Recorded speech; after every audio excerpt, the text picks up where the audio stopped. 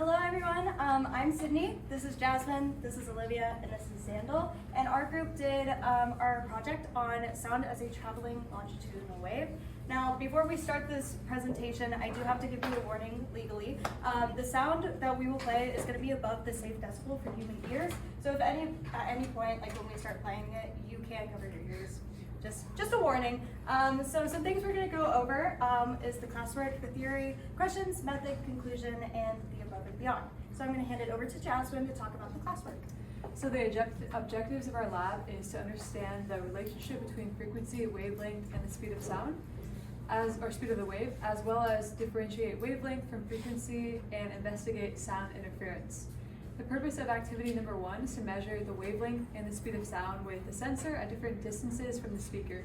For activity 2, the purpose is to measure the speed of sound by using several different frequencies and the resulting wavelengths. And for activity number 3 is to calculate the speed of sound using the room temperature. Then, as you can see here in this picture, our equipment includes the Pasco 850 universal interface, a computer with the Pasco software, the Pasco mini speaker and sound sensor, wires, and a meter stick and a thermometer. Now we're going to go on to the theory. So for the theory, this lab basically, the concept of it is waves. So waves are basically oscillations that happen over time and they repeat, and they travel through space. There are 3 different types of waves. First, we have the transversal wave. That is when the particle's vibration is perpendicular to the wave's direction. An example of that is when you have a rope and this one goes up and down. Another one is the wave's electromagnetic. That one is when you have a wave and this one propagates through electric or magnetic fields. An example of this is light. And then finally we have longitudinal waves. This is when you have a particle's vibration is parallel to the wave direction. And this is the one that we're going to be talking about today.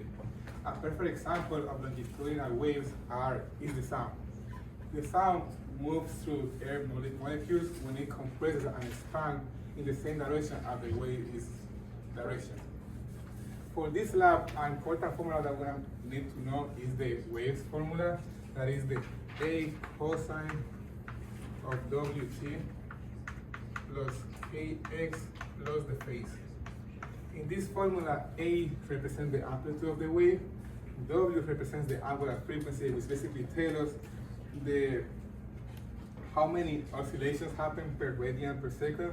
Then we have the K, that is the number of the wave, and then we have the phase that basically tells us the phase shift. Also from this equation, we can get 2 important concepts. The first one is the period, that basically tells us how long it takes for one wave to complete one cycle. And then the frequency, that basically tells us how many oscillations happen per second. From these 2 concepts, we can get the main equation for this lab, that is the velocity of the sound equation. And it's basically V is equal to the wavelength times the frequency. This is going to be our main equation for this lab. Another very important concept that we're going to need for this lab is the concept of interference. There are 2 different types of interference. The first one is constructive. That happens when the 2 peaks of 2 different waves align, and this creates the wave to amplify. And then you have the destructive interference. That is when the peak and the stroke line up, and that will cancel the wave. Also, for this lab, we're going to be calculating the percent error. And to do this, we need to get the theoretical value. The theoretical value is going to be calculated by using the formula W is equal to 331 plus 0.6 times the temperature in Celsius. And by having the theoretical formula as well as the experimental, we need to calculate the percent error using the following formula. That is the theoretical value minus the experimental divided by the theoretical, and then we get the absolute value of this times 100 to get the percent error. Now we're going to continue with the questions and the method. All right, for activity number 1, we have our equipment all set up here. So then we have our sound sensor on our meter stick. So if we look over here, we got our frequency set at 2500, and we made sure our voltage offset was always set at 0 so we didn't mess up any equipment. And then we can start that. And what we need to do is move the sound sensor down the meter stick until the waves are in phase.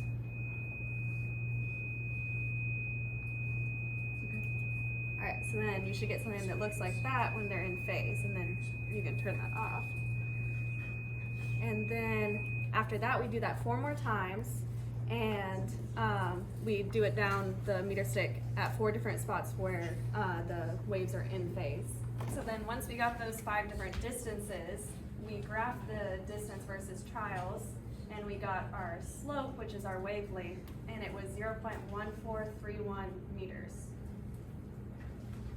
For activity number 2, we did the same process as the first activity with Pasco setup, but this time we did 5 different frequencies from 2,000 to 3,000 hertz, and we did 5 trials per frequency and measured the distances where they're in phase once again. And then using this information, we graphed it, and we did distance versus trials. We did 5 different graphs. We took the slope, which is the wavelength, from each graph, and then graphed like an overall graph of wavelength versus period, and period was found by one of our frequencies. And then the slope is our speed of sound, which is 343.4 meters per second. All right, and then for activity number 3, we used that theoretical formula for the speed of sound, and we measured the room temperature with our thermometer, and we got 20 degrees Celsius, which is the normal temperature that's put into that formula to get a value of 343.0 meters per second. All right, so now for the conclusion. So overall, our experiment successfully verified the relationship between frequency, wavelength, and the wave speed of sound. In activity 1, we got a slope of wavelength of 0.1431 meters with a good R-squared value of 0.991. And this wavelength corresponds to a speed of sound of around 358 meters per second. So our percent error was about 4.37%. In activity 2, after repeating the process and then concluding that the wavelength decreased as frequency increased, we graphed the wavelength versus the inverse of frequency, which produced a slope corresponding to the speed of sound of 343.4 meters per second with a good R-squared value of 0.993 and a percent error of 0.1%. And in activity 3, the room temperature we measured was 20 degrees, which gave us a value of 343 meters per second, which just so happens to be the general formula as well, because they use the 20 degrees in their formula as just sort of a base. So this also, compared to the speed of sound we found in activity 2, gave us a percent error of 0.1%, which showed that our experiment was very accurate. Some possible sources of error from this lab include difficulty figuring out where the waves were perfectly in phase, slight inaccuracies when reading the meter stick, and background noise when we were doing the lab.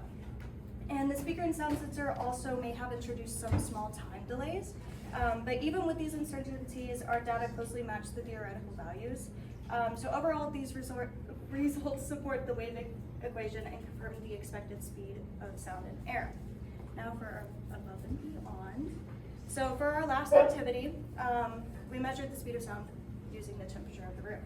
So in 1740, Italian physicist Giovanni Bianconi, I think that's how you say it, demonstrated that sound travels faster through air as the temperature rises. So Bianconi's findings helped explain why earlier measurements of speed sound varied so much. So the idea he found was that warmer air allows sound waves to move more quickly. This happens because higher temperatures make air molecules move faster, which helps transmit sound waves more efficiently. So although earlier thinkers like Isaac Newton and Daniel Bernoulli made important contributions to the study of sound, it was physicists like Giovanni Bianconi who firmly established how temperature influences the speed of sound. Thank you.